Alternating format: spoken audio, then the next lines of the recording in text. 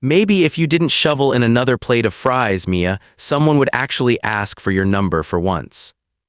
The chipped mug slipped from Mia Roasty's fingers, coffee splashing across the counter and into her lap. Her dress, standard pink diner polyester, a size too snug and stretched at the seams, clung hot and uncomfortable.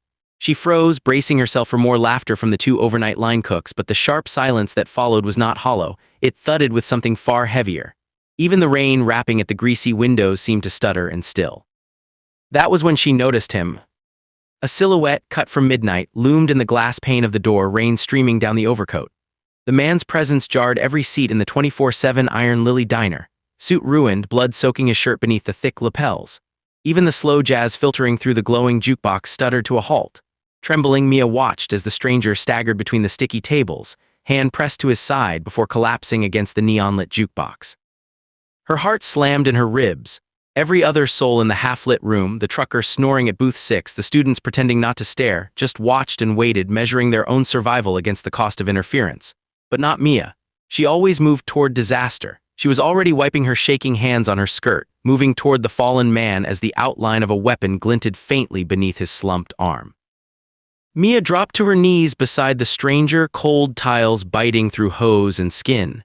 His breaths came sharp, mouth set in a grim line against pain, but when his eyes found hers, ice gray, sharp and wild, they did not go glassy. They fixed on her, aware and almost assessing. "Sir, hey sir, can you hear me?" Mia whispered, struggling to keep her tone steady. The man bled steadily from his ribcage, staining her hands as she pressed a fraying bar towel to the wound. Around them, the ambient panic deepened. Forks clattered and the diner manager, Jerry, hovered by the payphone, stuttering a half-baked excuse of dialing for help. Mia didn't flinch as hot blood dripped over her fingers. "Stay with me, okay? You need a hospital, Jerry. Call an ambulance right now." The man's lips curled in a mirthless smile. "No hospitals," he rasped, voice controlled but rasping with fatigue. His eyes swept the panicking diners, none dared move closer. "They'll finish the job in the ER." A memory flickered, her nana whispering in the kitchen, secrets in rapid Sicilian. Mia leaned closer, dropping her chin so their faces nearly touched. "Do not move, signor, I will take care of this." She said it in Italian, every syllable crisp and soft, her accent molded by childhood lullabies. The Mafia boss blinked, surprised. His hand, twice the size of hers, latched onto her wrist, a grip that wouldn't allow argument. "You're Sicilian?" His tone was a low growl fraught with something like wariness and recognition. Mia nodded, her voice steadying in his native tongue. "La Famiglia Rosti, Palermo, you are bleeding out, let me help or you'll die on this sticky floor, please." He studied her for a heartbeat. Finally, he released her just enough to let her secure the towel more tightly. She felt his gaze, calculating, hungry for information. "Name," he murmured low in English now. Mia Roastyy." She darted a glance over her shoulder, adrenaline thundering in her blood. Her broad back blocked him from the windows. He coughed, voice shredded and rough. "Valentino Bianc," he said, then after a pause, "Keep your hands steady, Mia." She could feel it, every nerve in the diner thrummed. The manager stammered nearby, uncertain whether to listen to the visitor or to the waitress whose weight he'd complained about to anyone who'd listened for 2 years. But now, no one moved.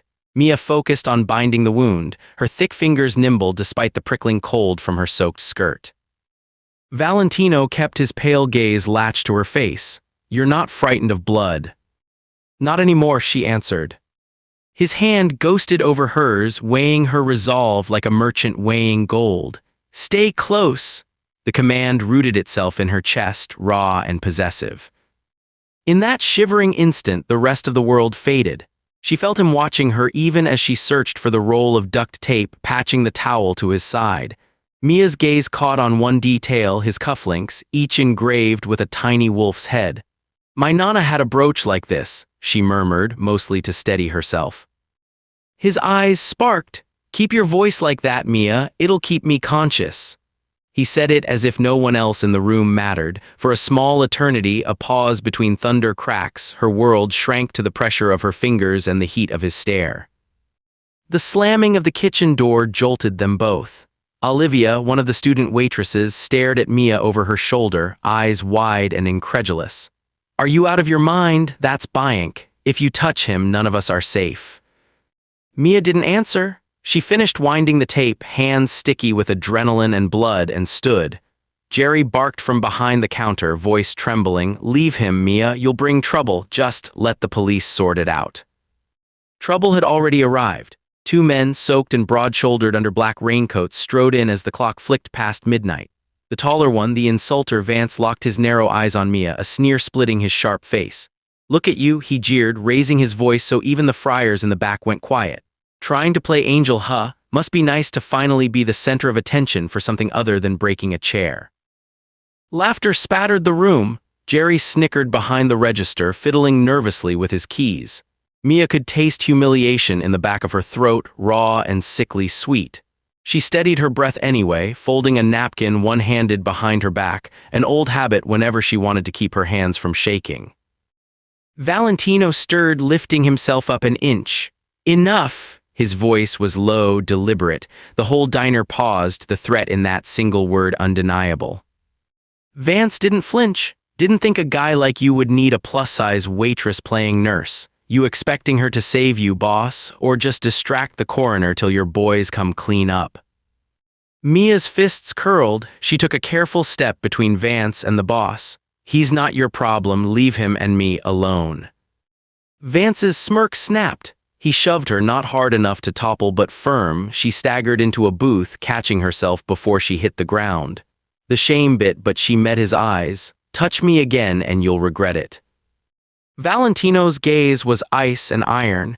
"You lay a hand on her, you leave this place with less than you came with." Each word landed like an oath.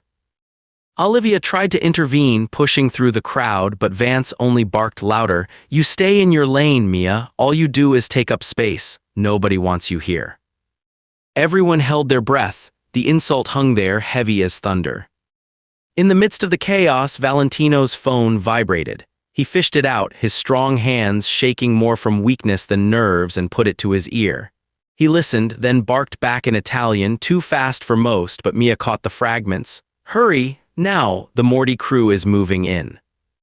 His gaze snapped to Mia's, the pressure of time in every syllable. "They're coming for all of us, you need to hide me now."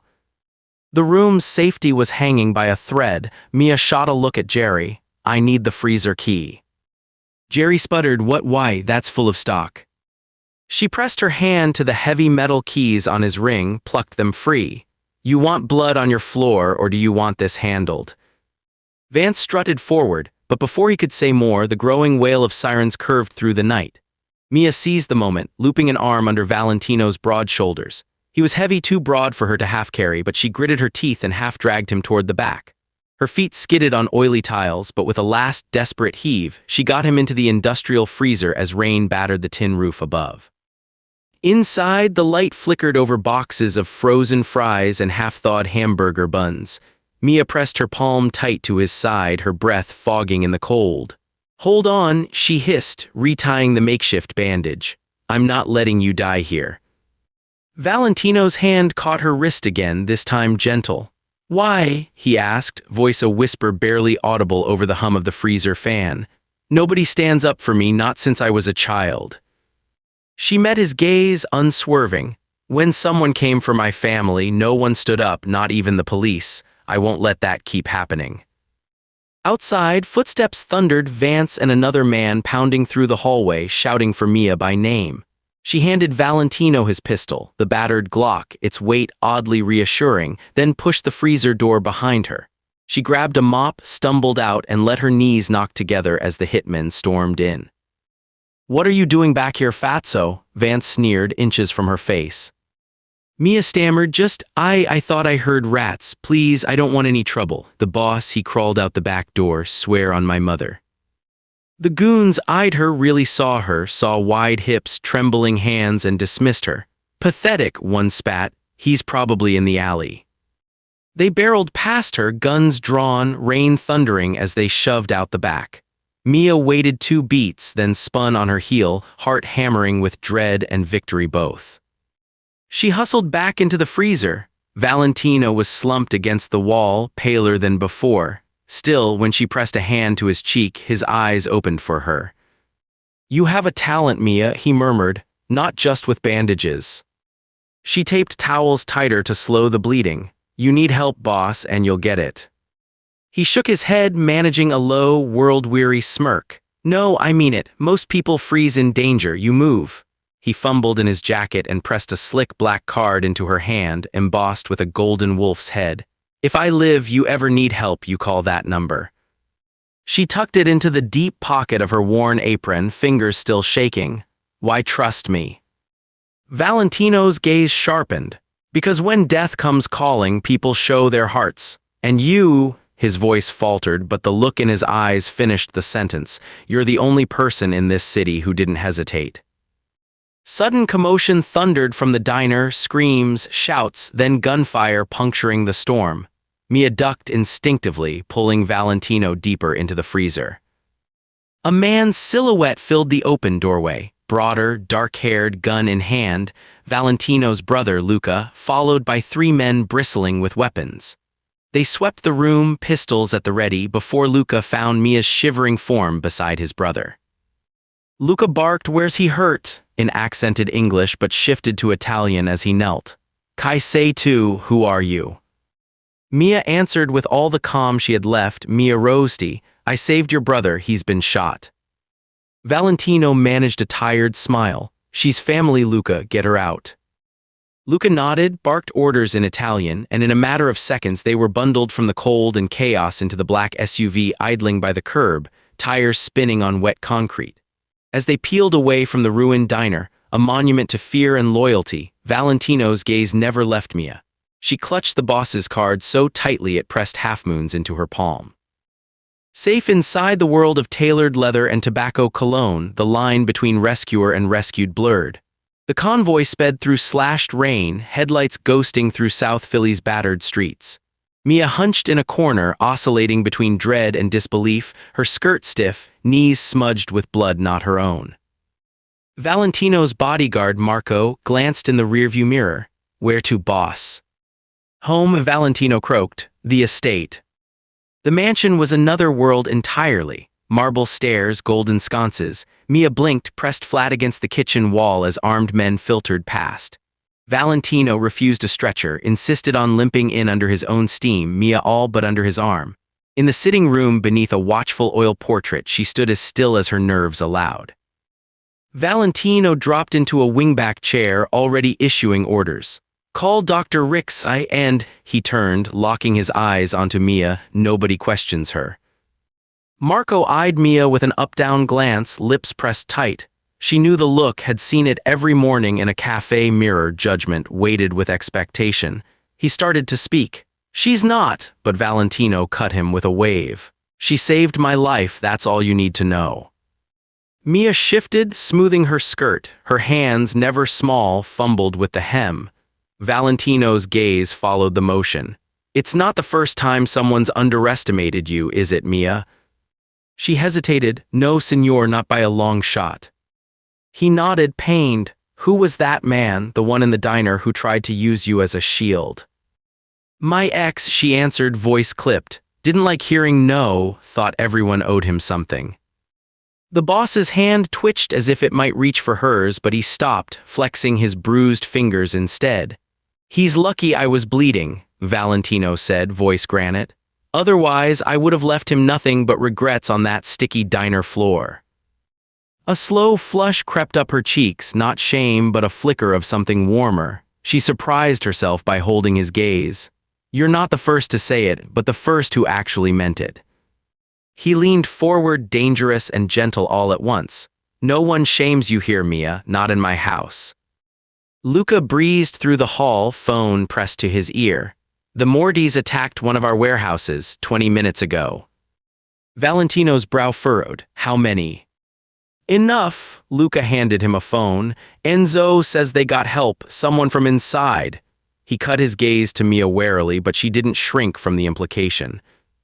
Valentino barked at Marco, "Get every man ready, now." But then he turned to Mia, voice soft in its threat-laced timbre. "You're coming with us." She blinked. "Me?" He nodded, drawing in a ragged breath. Nowhere is safe, and I don't trust anyone I didn't bleed in front of tonight. You'll stay by my side. His hand hovered over the small of her back, not touching but close enough she could feel the heat of his protection. She exhaled, the air shivery and uncertain. If you're sure. He fixed her with a final look, steel underlining the flicker of possessiveness. I am, Mia, and from now on, no one lays a hand on you again. That's my word. The mansion's war room was a tableau of tension, maps, ticking clocks, men prowling with violence bristling beneath buttoned shirts. Mia loitered at the threshold, but Valentino summoned her into the circle with a glance. He sprawled at the head of the table, jacket discarded, shoulder patched roughly by the family doctor. His presence magnetized the entire room. Marco approached, flipping a battered notebook open. We intercepted radio chatter, Morty orders in code, something about the Pink Angel. You know anything about that? Valentino's eyes darted to Mia. You ever heard of that name? She shook her head, heart fluttering. No, senor. As the men debated, arguing about codes and alliances, Mia hovered, feeling useless, drifting toward the kitchen for water. In the hall, 2 lieutenants jabbered in rapid Italian. She's just a big body to block the door, one muttered. Stupid plan, using a cow as a decoy. Mia's cheeks burned, but her ears sharpened. They were discussing her as if she were invisible, as if she could not possibly understand. But she did. She paused where the shadows fell thick, breath-stilling. The code wasn't what it seemed. Angel in Sicilian dialect, a message planted not for decoy but for extraction. She worked the phrasing in her mind, her nana's words clicking into place. Someone on the inside was partnering with Vance, her ex, coordinating from within the Bianca estate. She stepped fully into the light. You're reading it wrong, she said, voice clear. The men snapped their heads up, half annoyed, half dismissive.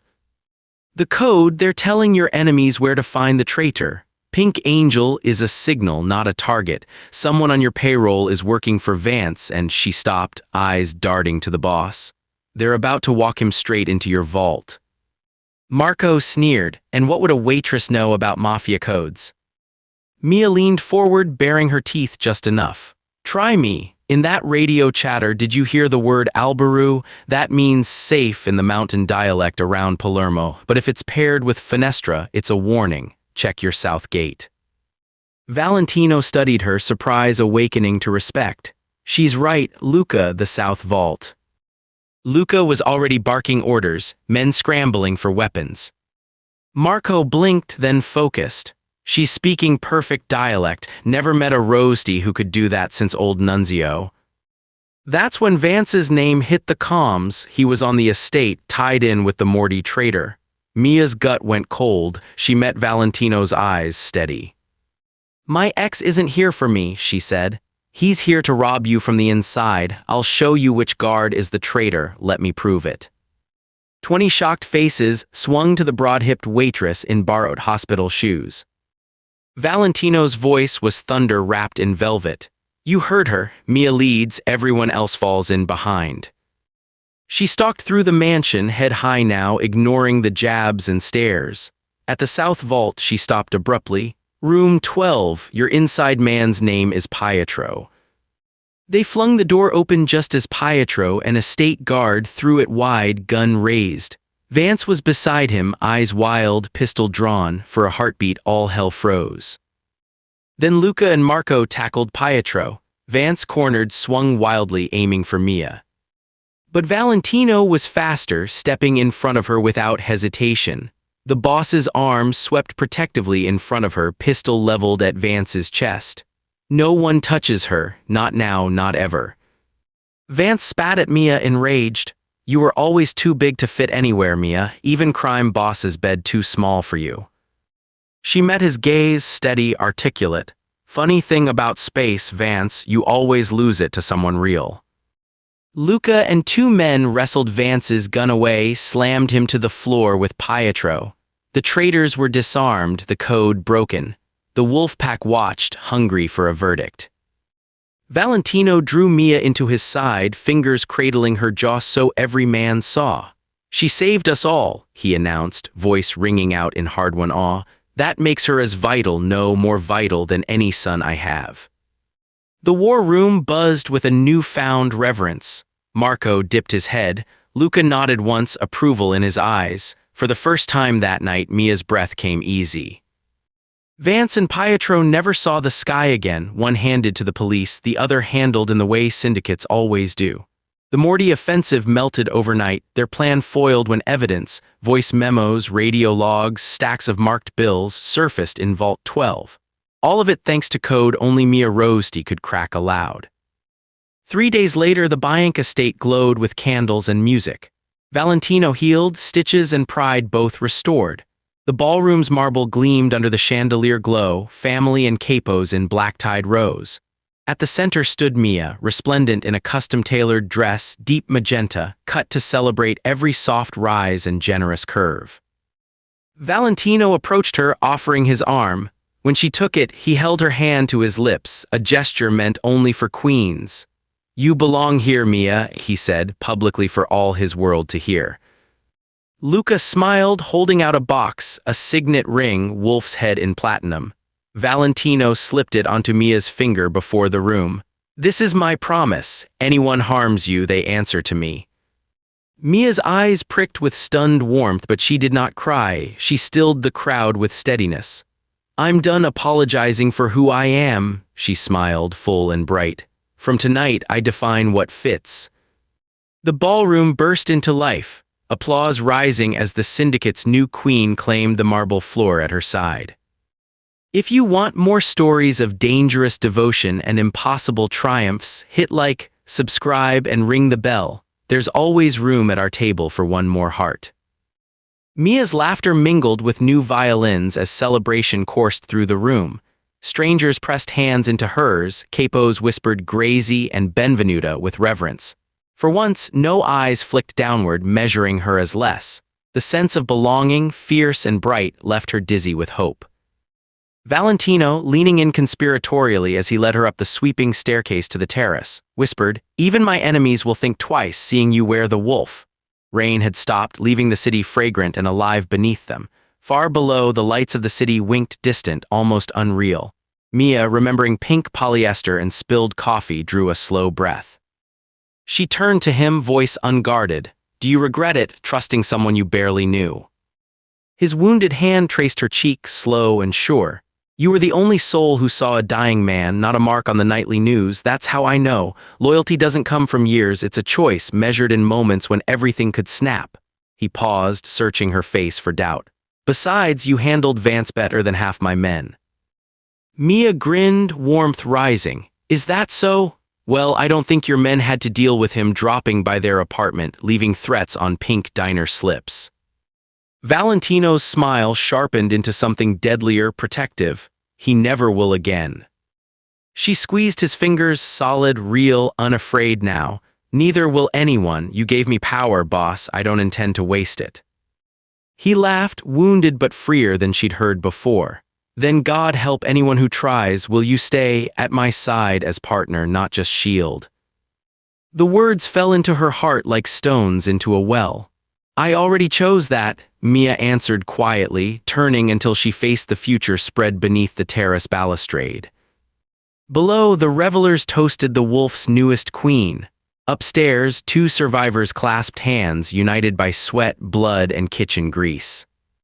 "Valentino," she murmured, "I used to think I wanted a small life, a corner booth, quiet breakfasts, being left alone, but you gave me a seat at the head of the table. I'll defend it and you with every piece of myself, even the ones I thought didn't fit."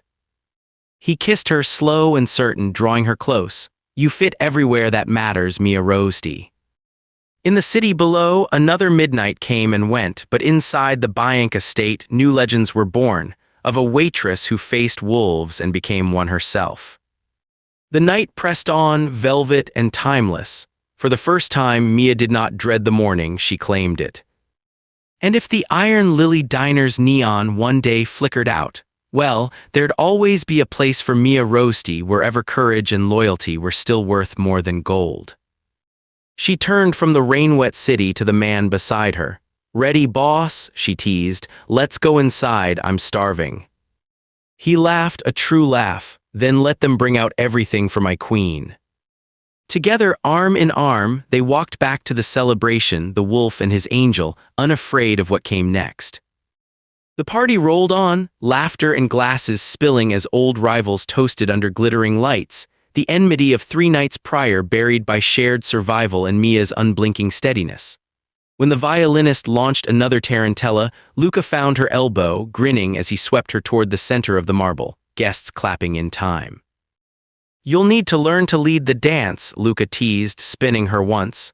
Now you are capofamiglia too, Mia Sorella. Mia surprised herself with a laugh, light, unstoppable. After what we survived, Luca, they can follow my 2 left feet. Her cheeks still flushed when the song ended and Luca kissed her hand, a brother's salute before yielding her to Valentino once again. The crowd parted as the boss approached, cane in hand, bullet wound stiff but healing. It suits you, he murmured, guiding her gently, the room, the music, the way you make them see you now. His gaze was earnest, stripped bare. But if you ever wish for quieter mornings, I remember what you told me on that rain-soaked night. She shook her head, soft curls catching the chandelier glow. No, I don't want less of this. I want all of it, the good and the ferocious. Besides, I still crave your coffee more than peace. He laughed, pulling her in. Then stay, Mia, help build everything new. The city remembers those who make their own place at the table. The offer, no command this time, settled deep in her bones. She stood tall, surveying the ballroom now filled with family, real and chosen, and nodded. We'll make it ours. They'll talk about the wolf and his pink angel for generations, but I'll make sure they remember I was never just a decoy. Valentino kissed her hand, murmured for her alone, You never were. Outside, morning cracked at the edges of the storm, gold slipping into the city. Inside, Mia Rosti, waitress, codebreaker, queen, at last felt every part of herself accepted and strong. The wolf's den was hers. And so, against all odds, she was no longer the punchline but the legend.